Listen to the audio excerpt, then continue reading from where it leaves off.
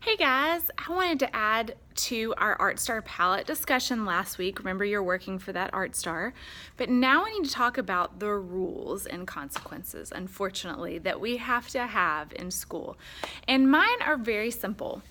They go right along with that PRIDE acronym up here. Those are my expectations. That means that I expect to see this behavior from you. And if I don't, that is something we are working towards. The first one, P, is for positivity, meaning I want you to have a good attitude. We are here to work together. We're here to be helpful. I'm here to help you learn about art and become a better artist.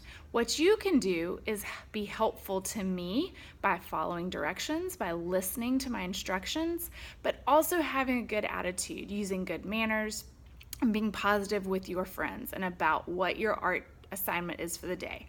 Respect simply means to respect me and to respect others, and that to me means showing kindness. Okay, we already talked about this with the paint blob, but the best way to show respect is to be kind to me by listening and following directions, treating me how you should an adult who is in charge of you for the day. And this is my art room, so I need to give you instructions about how best to do things. If you have a question, I'm always glad to answer. Another thing you need to do is show respect to your friends and people in your class. That has to do with our construction crews or your teammates at your table. You need to treat them how you would want to be treated. Be kind, and you can always ask yourself, is that how I would want somebody to talk to me? Or would I want somebody to treat me like that? And then the last part of respect is respecting the art room and our materials. If you can't help take care of this room, then we won't have great materials to use, we won't have this great space, and it doesn't help build trust for me to trust you to use other supplies and stuff. Okay, the next one is the I for integrity. Integrity means being honest, and I want you to try to do the right thing. Are you open-minded? Are you building trust and building honesty with your teammates and with me throughout your time in art? D is for determination. That means you are working hard. You are trying your best, not giving up when stuff is hard. I am here to teach you new things, so of course some things are going to be a little hard the first time you try it. No one is ever good the first time they try something. If they are, they're very special people that have had practice in some other way, because practice is what makes us better at things, and then same is in art. I still have to practice my drawing skills, even though I'm as old as I am and I've taught art for all this time. Same thing in this class. I need you to be determined to do your very best and not give up. And guess what? I'm here to help you push through frustrating things. And on the other side, you'll be so proud that you accomplished that. Okay, the next one after D for determination is empathy. Empathy has to do with understanding everyone in our class and in our school, showing that we care, showing that we are trying to understand where the other person is coming from. We are all different, and that's a wonderful thing. We all have awesome things about us, but they might not be the same as the person next to you or across the room for you. So we have to build empathy and understanding, appreciating those things that make us different and stand out from one another.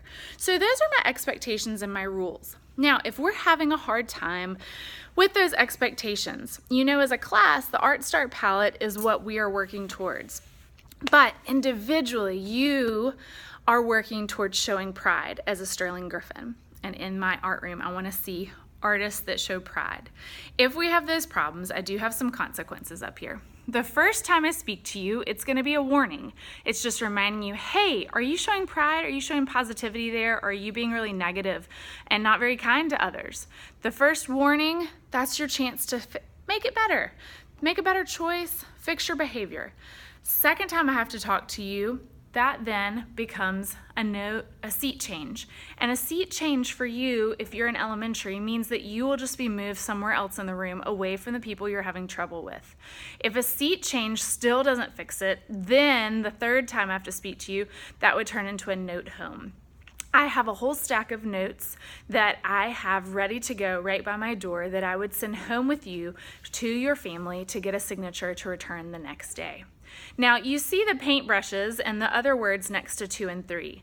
That is for middle school behavior. They have a different set of expectations and consequences, and they have lunch detentions and regular detentions.